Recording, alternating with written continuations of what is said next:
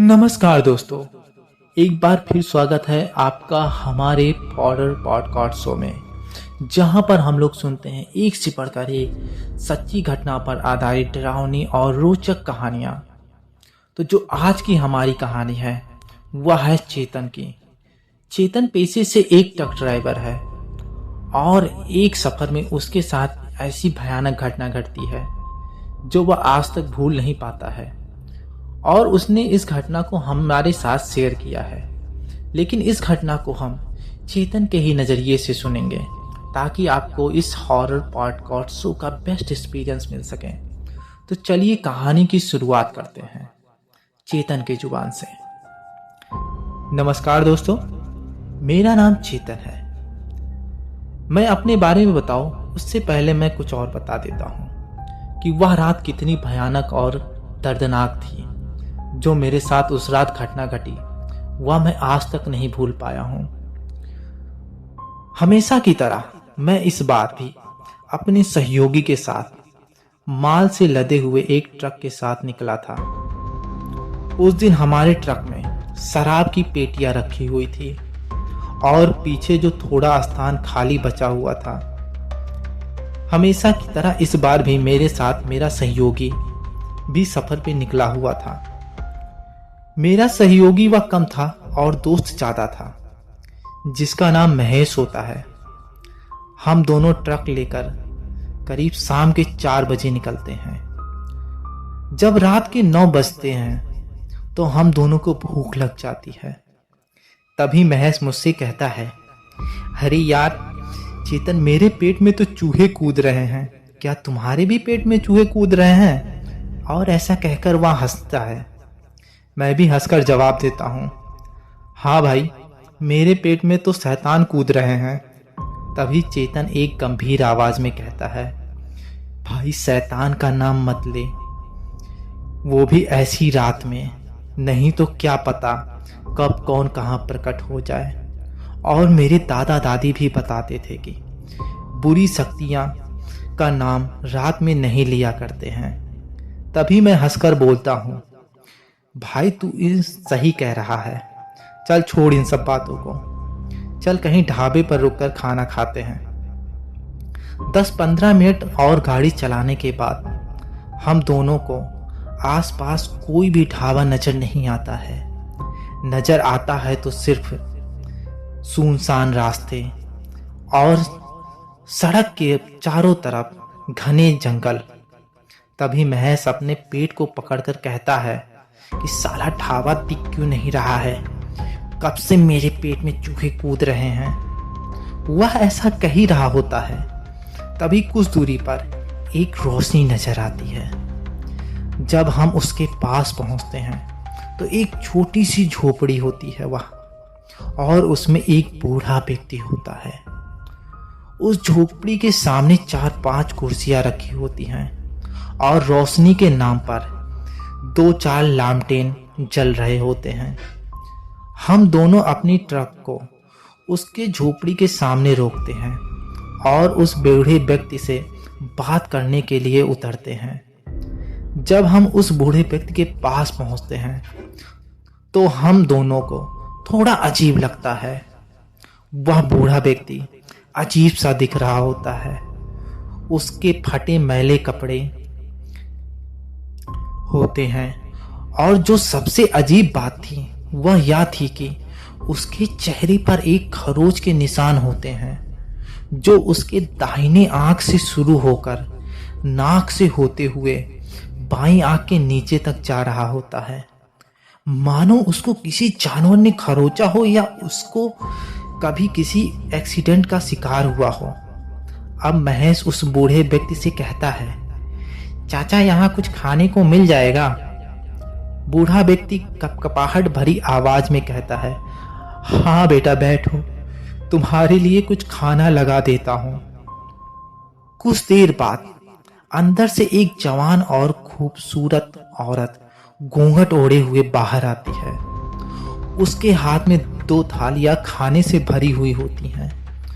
उसने ऐसी साड़ी पहनी हुई थी जिससे उसकी पतली कमर उस रात में भी चमक रही होती है और हम दोनों की निगाहें घड़ी की घड़ी रह जाती है। तभी वह हम दोनों के सामने आकर उस प्लेट को मेज पर रखते हुए एक सुरीली आवाज में बोलती है, क्या आप लोगों को कुछ और चाहिए? अगर चाहिए होगा तो आवाज दे दीजिएगा। ऐसा कहकर वह वहां से चली जाती है। उसकी जो आवाज होती है वो इतनी मनमोहक होती है कि हम दोनों उसके प्रति और भी आकर्षित हो जाते हैं। महेश मुझसे कहता है, भाई इस पुट्ठी के पास ऐसी खूबसूरत लड़की। तो मैं महेश से कहता हूँ, हो सकता है वह उसकी बेटी या बहू हो। लेकिन एक बात गौर करने वाली थी, जब वह खाना रखने के लिए मेज पर झुकती है तो मैंने उसका चेहरा देखने का काफी प्रयास किया, लेकिन उसका चेहरा मैं साफ साफ देख नहीं पाया। बस उसके होंठ और नाक ही मैं देख पाया। अब हम दोनों मेज पर रखे हुए खाने को खाना शुरू कर देते हैं। वह खाना वाकई में बहुत ही स्वादिष्ट होता है। आज तक हम लोगों ने ऐसा स्वादिष्ट खाना कभी खाया भी नहीं था। खाना खाकर हम दोनों उस बूढ़े व्यक्ति के पास जाते हैं और उसे खाने का पैसा देकर वापस अपने ट्रक में आ जाते हैं और एक बार फिर से अपने सफर के लिए निकल जाते हैं। लेकिन हम दोनों उस लड़की की ही बात उस ट्रक में भी कर रहे होते हैं और तभी मुझे ध्यान आता है कि मैं अपना पर्स उस ढाबे के टेबल पर ही छोड़ आया हूं और उसमें काफी पैसे होते हैं।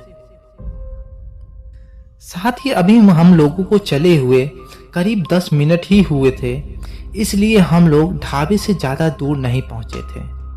तो एक बार हम लोग फिर वापस उस ढाबे की ओर मुड़ जाते हैं और उस ढाबे के पास आकर अपने ट्रक को रोकते हैं।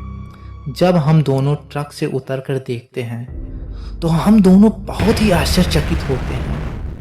हमने देखा कि वह जो झोपड़ी होती है, लेकिन उसमें अब कोई भी नहीं रह रहा होता है, मानो वह कब से वीरान पड़ी हो।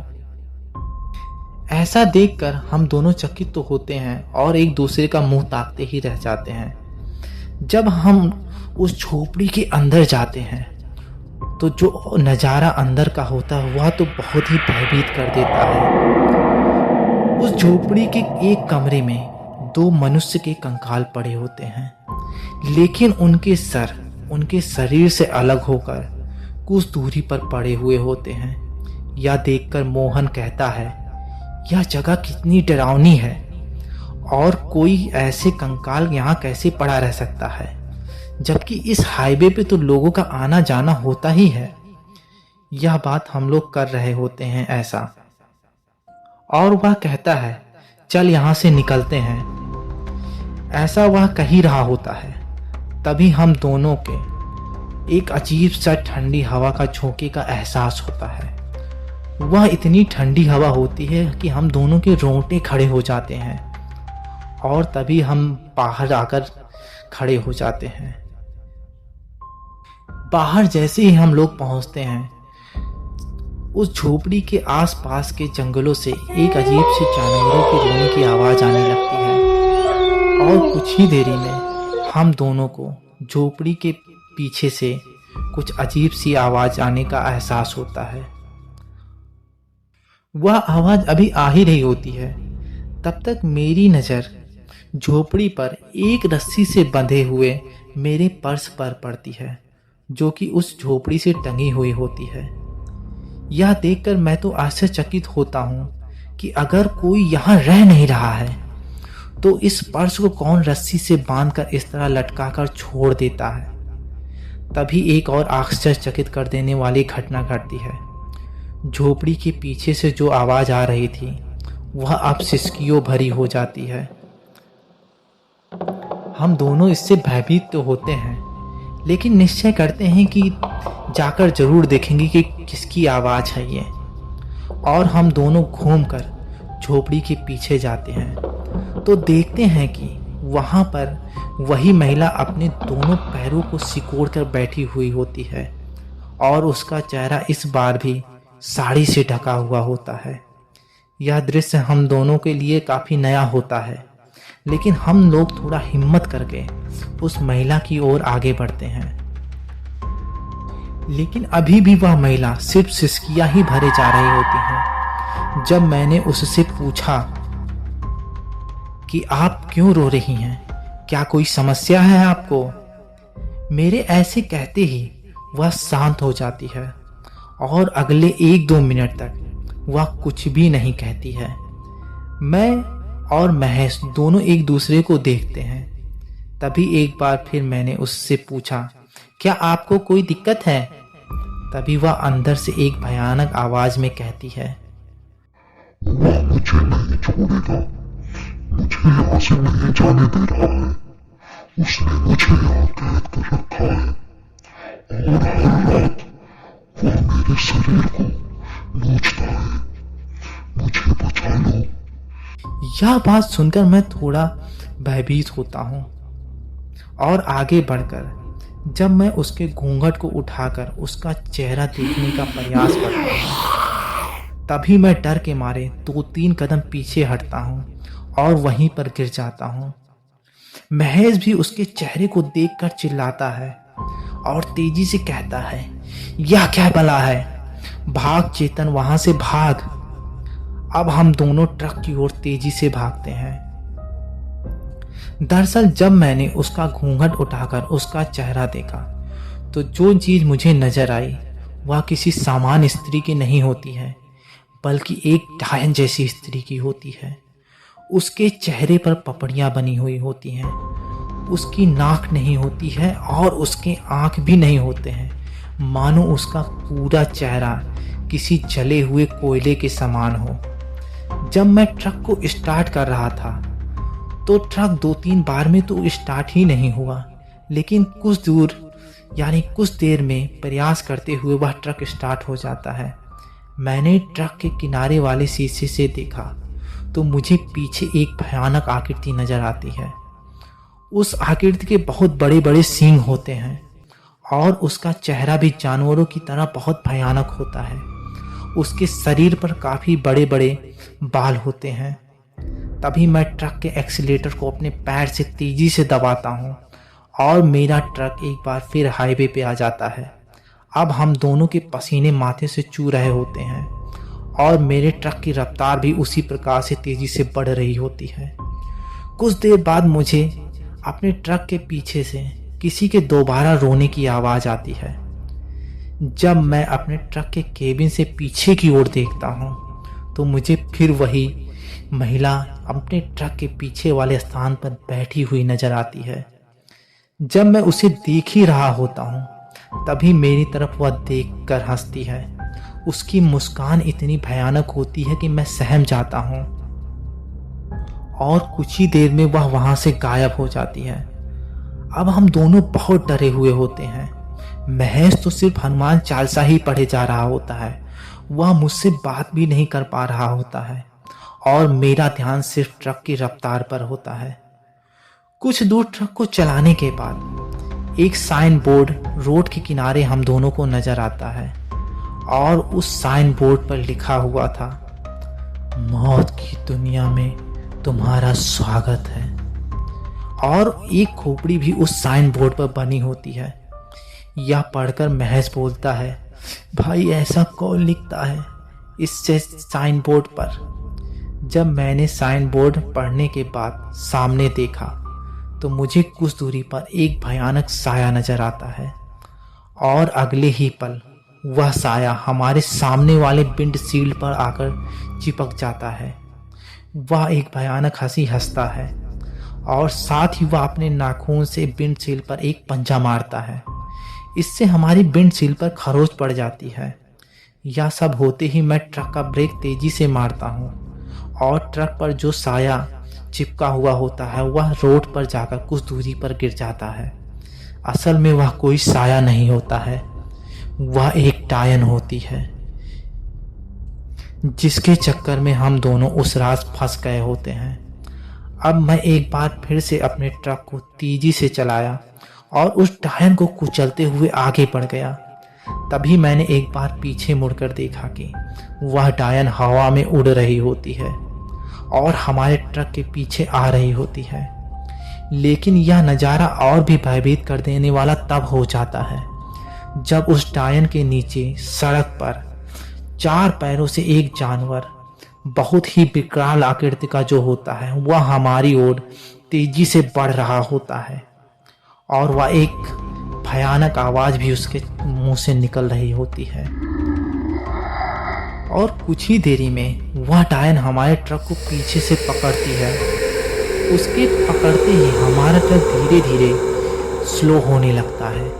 तभी मुझे कुछ याद आता है। जब हम लोग छोटे थे तो हम लोगों के दादा दादी ने कुछ भूतों और डायनों की कहानियां बताई थी, जिसमें उन्होंने ऐसे डायनों से बचने के तरीके भी बताए होते हैं। जैसे उस समय लोहे के प्रयोग करने से यह पूरी शक्तियां दूर रहती हैं। तभी मैंने महेश से बोला, यह रॉड ले और उस डायन पर इससे वार करना। अगर ऊपर वाला मेहरबान होगा तो आज शायद हम दोनों की जिंदगी बच जाएगी। मैं हिम्मत करके उस रॉड को अपने हाथ में लेकर ट्रक के पीछे की ओर जाता हूँ और तेजी से उस रॉड से उस डायन के ऊपर हमला करता हूँ, जिससे वह डायन चीख कर गिर जाती है। लेकिन हमारी मुसीबत अभी कम नहीं हुई थी। अभी भी वह जानवर जो हमारे ट्रक के पीछे दौड़ रहा होता है, अभी वह भी हम लोग को दिखाई दे रहा होता है। तभी महेश ने ट्रक के पीछे रखे हुए शराब की बोतल को निकालता है और अपने लोहे की रॉड में एक पुराने कपड़े को बांधकर उस शराब को उस कपड़े पर छिड़क देता है और अपने पास में रखे हुए लाइटर से उस रॉड पर बंधे हुए कपड़े को जला देता है, जिससे थोड़ी बहुत रोशनी तो हो जाती है। और उस रोशनी को देखकर जो जानवर हमारे पीछे दौड़ रहा होता है, वह वहीं रुककर हम लोगों को सिर्फ देखने लगता है। इस तरह से उस जानवर से तो हम लोग का पीछा छूट जाता है और उस रात वह जानवर हम लोगों के पीछे वापस नहीं आता है। लेकिन अभी मुसीबत खत्म नहीं हुई थी। वह डायन एक बार फिर हमारे सामने हवा में उड़ती हुई नजर आती है और मोहन डरते हुए कहता है, ये डायन मर क्यों नहीं रही है? लगता है आज हम दोनों को मार कर ही जाएगी। यह सुनकर मैंने ट्रक को वहीं रोक दिया। तभी वह डायन एक भयानक हंसी हंसती और कहती है, तुम दोनों यहाँ से नहीं निकल सकते। यह मेरा स्थान है और यह मेरा माया जाल है। जो एक बार इस जाल में फंस जाता है वह कभी भी यहाँ से बचकर नहीं जा पाता है। तुम दोनों को भी मैं एक भयानक जानवर में बदल दूंगी। तुम दोनों मेरे पालतू बनकर रहोगे। यह सुनकर हम दोनों समझ चुके थे कि जो जानवर हमारे पीछे दौड़ रहा होता है वह भी कभी हम लोगों की तरह कभी न कभी इस रास्ते पर आया होगा और इस डायन ने उसको भी अपना शिकार बना लिया होगा। तभी मुझे अपने दादा की और एक बात याद आती है कि शैतान और बुरी आत्माएं आग से हमेशा दूर रहती हैं। और मैंने फुर्ती दिखाते हुए अपने ट्रक के पीछे रखी हुई शराब की कुछ पेटियां सड़क पर नीचे गिरा दी और पास में कुछ जो झाड़ियां सूखी हुई पड़ी होती हैं उसे उठाकर एक अपने चारों तरफ बड़ा सा गोला बना देता हूँ। लेकिन तभी मुझे अपने कानों में महेश के चीखने की आवाज आती है और जब मैं पीछे मुड़कर देखता हूँ तो वह डायन गुर्रा रही होती है और महेश का गला दबा रही होती है। महेश भी बहुत छटपटा रहा होता है और उस डायन की वजह से वह सड़क पर वहीं गिर जाता है। मैंने ऐसा देखते ही एक लकड़ी को आग से जलाकर उस डायन के ऊपर फेंका, जिससे वह डायन कुछ दूर चली जाती है और मैंने महेश को उठाकर अपने बनाए हुए गोले में चला आता हूँ और फिर मैं उस गोले को आग लगा देता हूँ। अब ऐसा करने से हमारे पास वह डायन तो नहीं आ पाती है, लेकिन वह वहीं मंडरा रही होती है और चीखते हुए कहती है, नहीं बचोगे तुम दोनों, तुम्हें कोई नहीं बचा सकता है। आज तुम लोग का मरना तय है। उसकी आवाज इतनी भयानक होती है कि हम दोनों अपने कानों को बंद करके वहीं बैठ जाते हैं। लेकिन जब जब भी आग की लपटें कम होती, हम लोग अपने पास रखी शराब की बोतलों को खोलकर उस आग में डाल देते थे, जिससे आग की लपटें तेज हो जाती और वह डायन और भी पीछे हो जाती। हम दोनों ने ऐसा पूरी रात किया और जब सुबह की किरणें निकलती हैं तो हम लोग देखते हैं वहां कोई नहीं होता है। वह डायन वहां से भाग जाती है। अब हम लोगों ने उस अग्नि को प्रणाम किया और फिर वहां से अपने ट्रक को स्टार्ट कर वापस अपने घर की ओर चले आते हैं। वापस आते हुए हम लोगों ने सामने जो झोपड़ी पड़ी हुई होती है उसको देखा। उस झोपड़ी में उस सुबह कोई भी नजर नहीं आता है, मानो वहां सालों साल से वास्तव में कोई नहीं रह रहा हो। और इस तरह हम दोनों की जान बच पाती है। इस घटना को हम लोगों ने अपने दोस्तों के साथ भी कई बार बताया, लेकिन किसी ने भी इस घटना पर विश्वास नहीं किया। इस घटना पे विश्वास सिर्फ और सिर्फ मैंने और मुझे मेरे साथी महेश को था, क्योंकि उस रात जो हुआ वह आज भी हम लोगों को भयभीत करता है। तो दोस्तों, ये कहानी आपको कैसी लगी? अगर कहानी अच्छी लगी हो तो वीडियो को एक लाइक जरूर करिएगा और कमेंट बॉक्स में बताइएगा कि आपको इस वीडियो के किस पार्ट में ज़्यादा डर लगा। और साथ में ही मुझे ये भी बताइएगा कि मेरे वीडियो आप लोग कहाँ से देख रहे हैं, और अपना नाम कमेंट बॉक्स में ज़रूर पिन करिएगा। फिलहाल पूरा वीडियो देखने के लिए बहुत बहुत धन्यवाद। मिलते हैं किसी नए वीडियो के साथ।